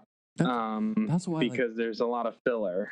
That's why I like the way they Black Lightning, because I feel like Black Lightning and kind of lenses that happy in the sense of it's shorter storytelling, less episodes, because I'm back and forth, okay, but I like the shorter storytelling. But what I like about the CWs is I get to see my heroes do more stuff. There's more action, and I'm watching these comic book shows. I want to see my characters in costume. I want to see them use their costume and that iconic. That was one thing kind of bummed me out with Titan. The only one who really had a costume and he made 4 episodes, maybe 5. I wanted to see more of that.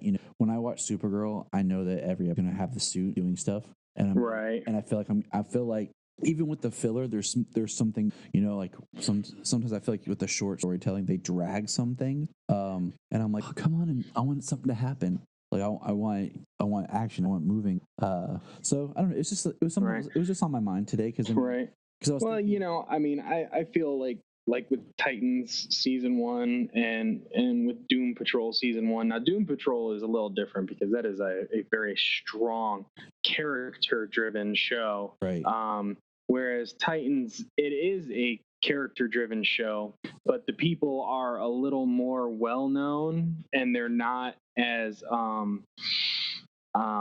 they don't have as serious of issues it would seem. So, them to kind of drag Titans season 1 out the way they did, the introduction, doing these character moments spread out, and just, they were doing a lot of intro in the first season. So I'm hoping in the second season they kind of, ramp up the pace a little bit, like, all right, these characters finally, let's see them doing some stuff.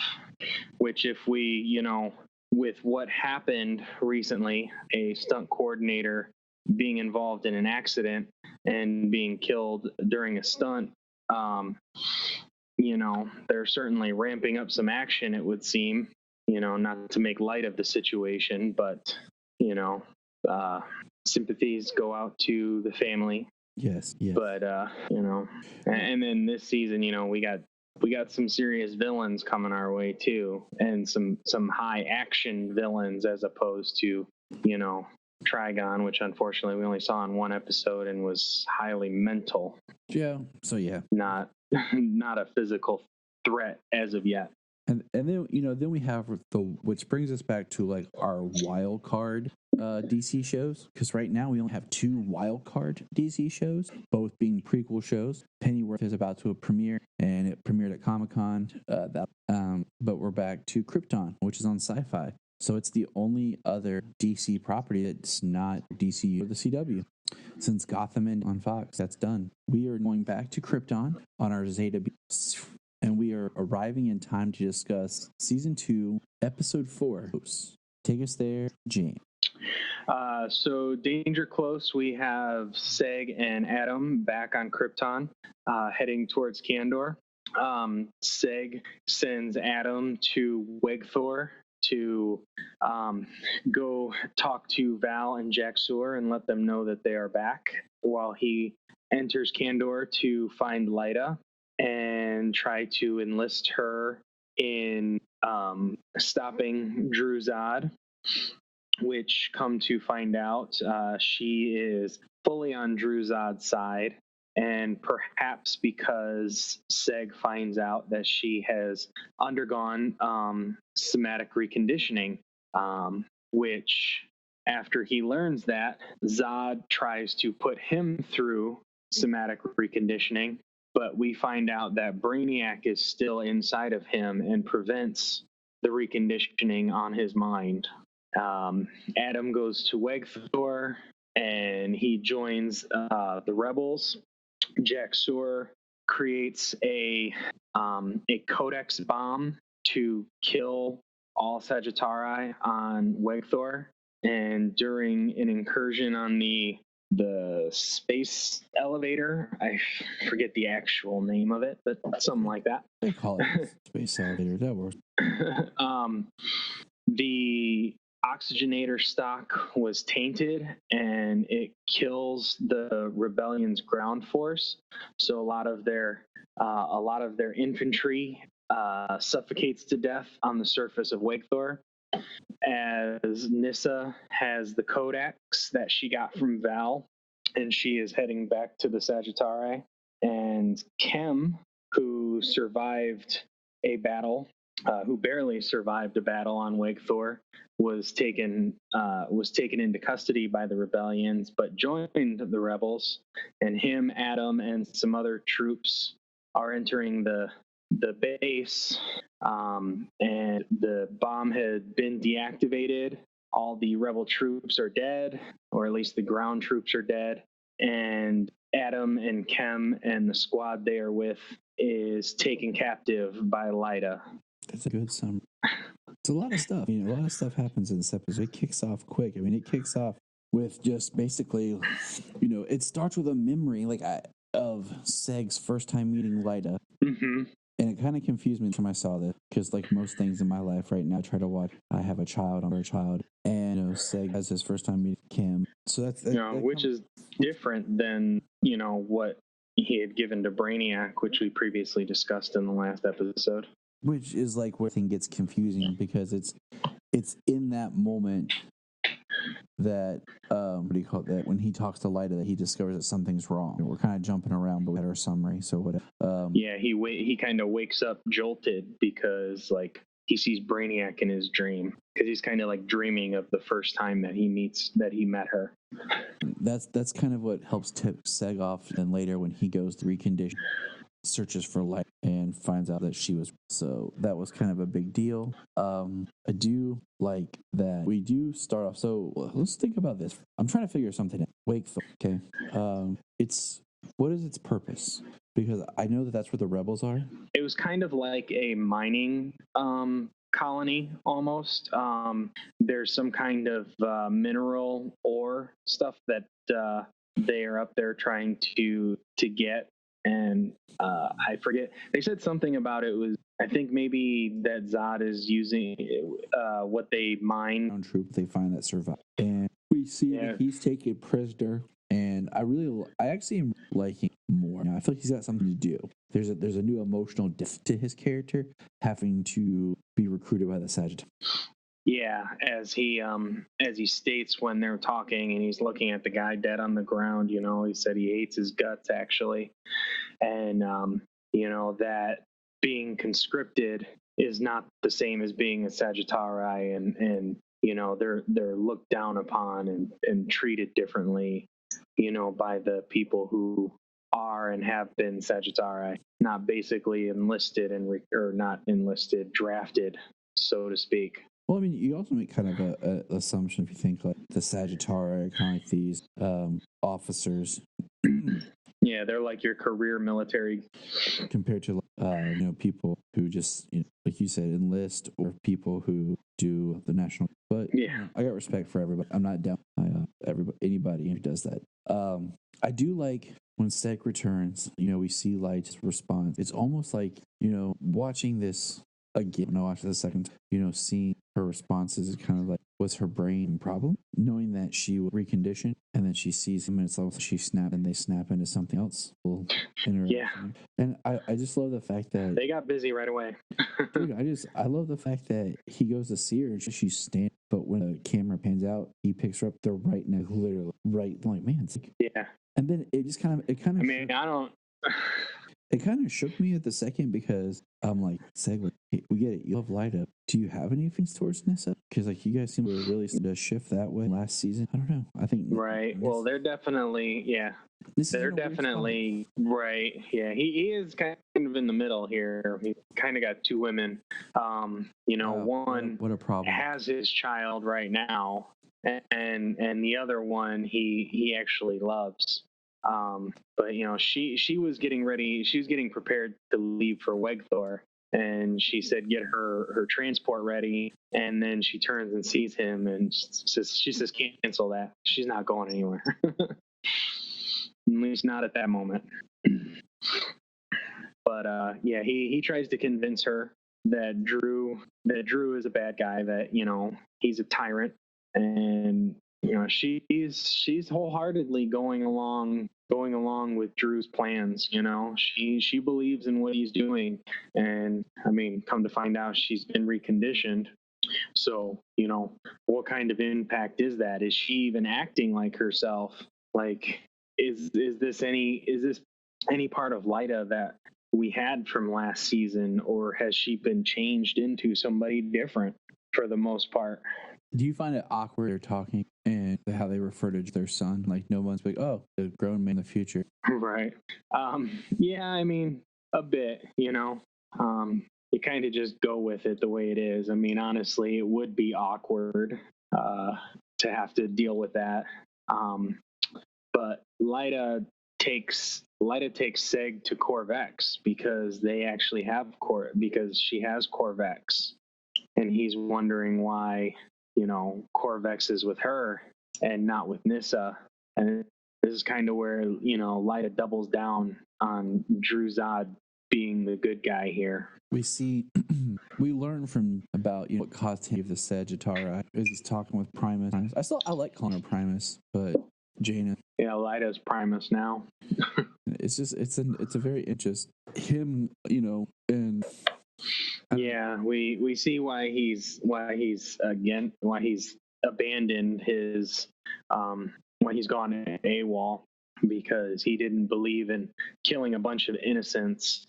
And the orders were to blow the mine and kill everybody inside.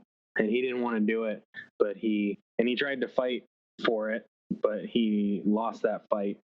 And when he came to, Kem, he was with Kem, and he already knew what had happened, and Kem gave him some information so he could get out of, because he was basically under arrest for disobeying a direct order. So I do like when they go to take Seg for this. I mean, I do like that he gets his haircut, his beard. I'm awkward like that, where I cannot stand Seg's hair in the first season, and I'm not a beard person. And part of it's why, because I'm not one of those like anti people, but I feel like I've known they've just kind of ruined because it's the yeah, you can't be a hipster with a beard. Like I got a beard, but I'm not a hipster. Right. It's like the hipsters have just like built like the beard. Like it has to be like done a certain way to be like a Mr. Beard. And I'm just like, I told Junia, I was like, I don't want to grow one. And so I like the clean shave. You can't have a beard and a man bun. Just doesn't work. Unless you're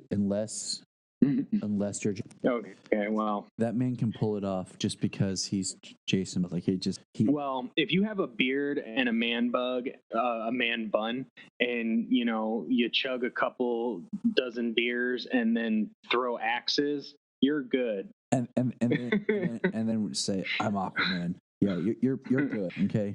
But most of the people who do those things aren't. So, but. Yeah, so it's just, and I think once with his hair fixed and shaved, and I say that honestly, he looks like he could be Superman. I know he's like Superman's grandfather and everything, but he looks like he could be, which is great because, like I've said multiple times, Jor-El himself is supposed to look a lot like Kal-El, and no movie ever does a job in Kal-El look like he. So yeah. I think it's interesting the way the Codex looks in this series, being completely different. The skull look of a Codex that we got in Man of Steel. This looks more like a wizard's wand from Harry Potter. Right. Kind of almost like with the helix shape, because it's kind of like two strands kind of twisted around each other, kind of like a DNA, like double helix DNA type strand. Almost. Maybe that was an idea of how they designed it this time around. I like it because I just think it looks more what you would think of some coding. I love Segel when he like talking to the guy like, oh yeah, what's this button do? Oh, that's cool. I'll do this, man. He's just punches him. Yeah. Yeah, that was a pretty good scene. He gets into a fight. He knocks the guy out so he can figure out what's going on. That's when he finds out Lyta's been reconditioned, and Zod discovers, him finding that out.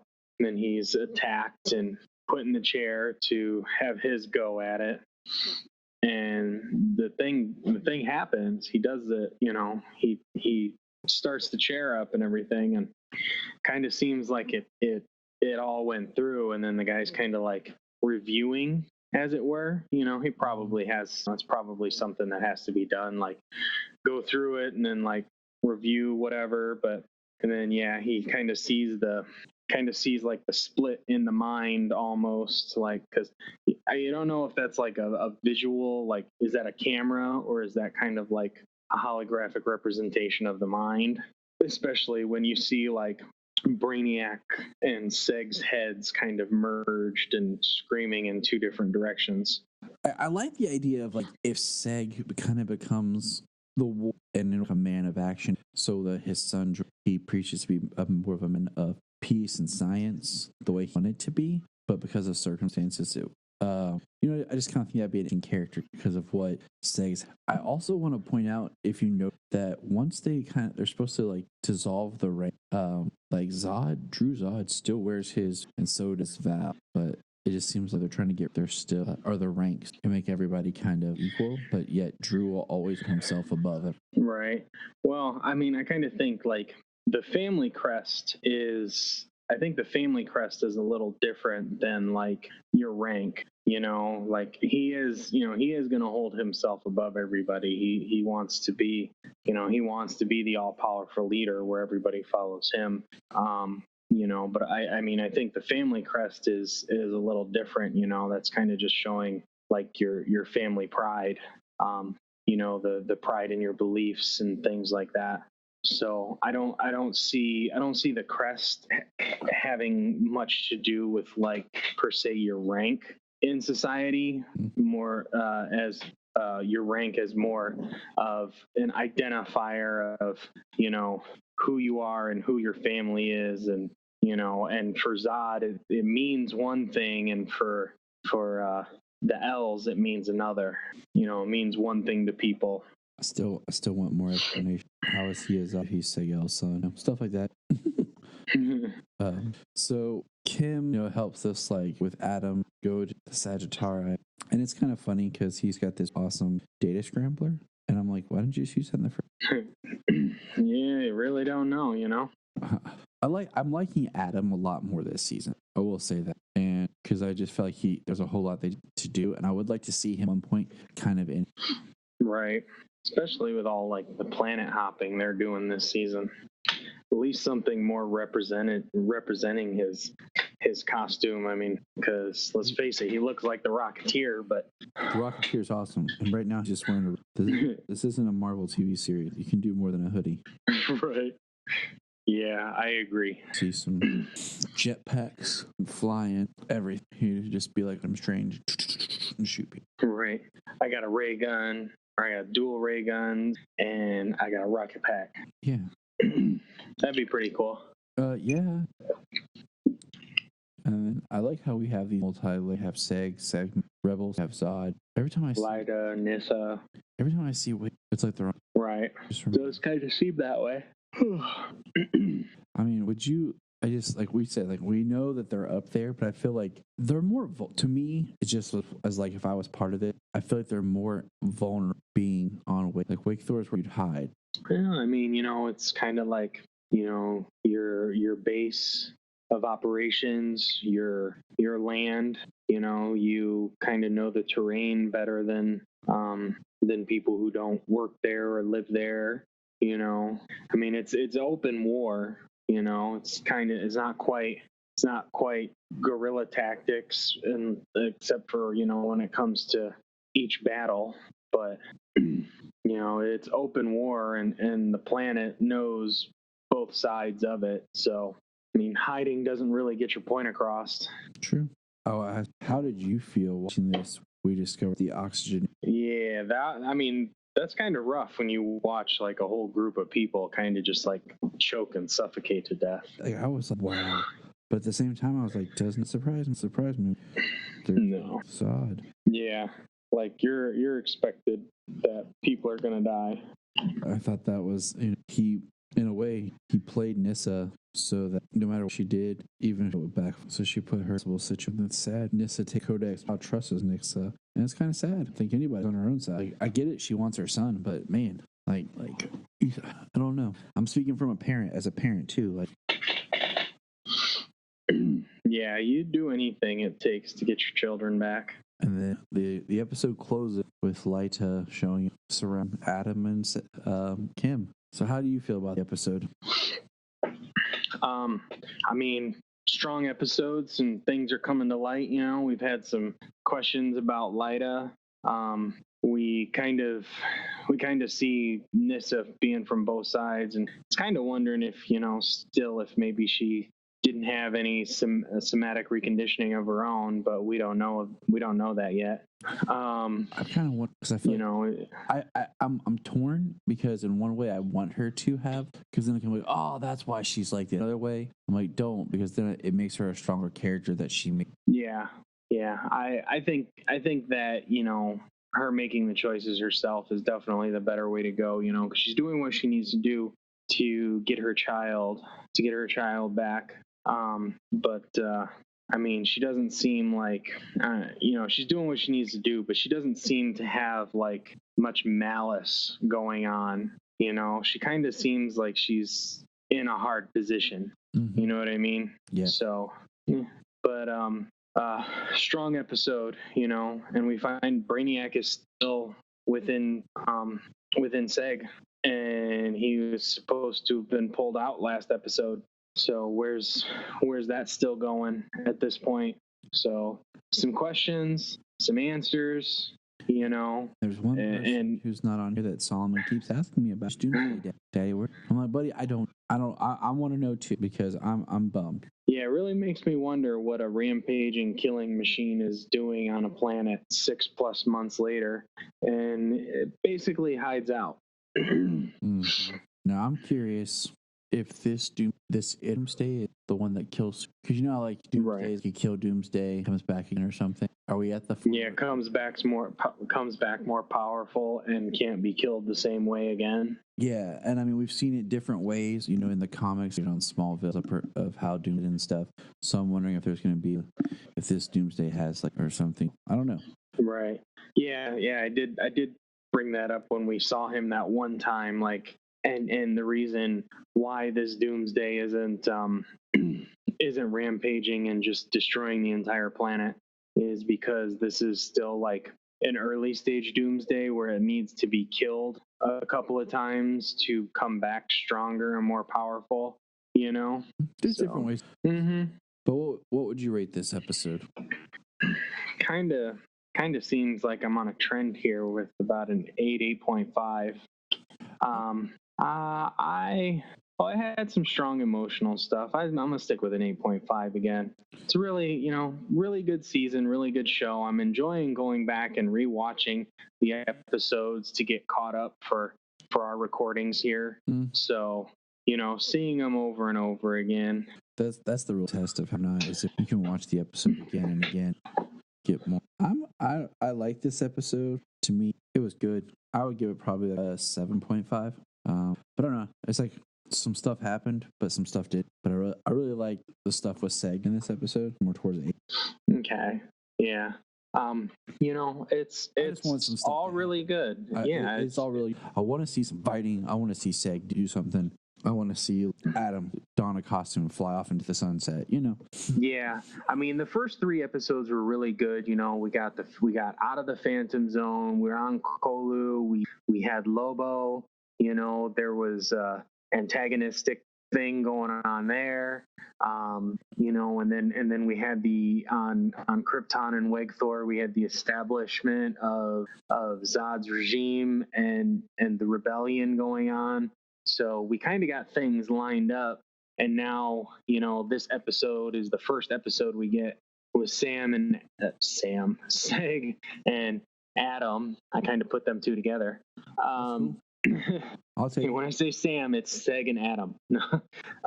When we get Seg and Adam back on planet, on world, now we got to kind of introduce them into what's going on there. So it kind of, this episode just kind of took a step back and was like, okay, now these two people have to be introduced into what's going on here, and then we can go from there and pick things back up again, which is my hope.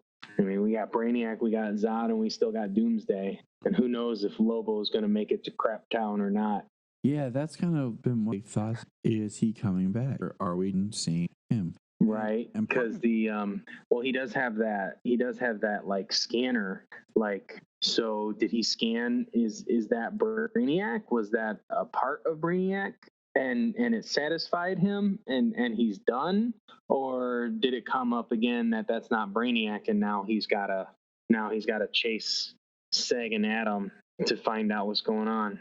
We'll find out shortly. Now, do we remember? I'm trying to remember the exact number of how many we have to go in this season of. So we have till August 14th. This week will be episode 7. 8. Yeah, 10 episodes.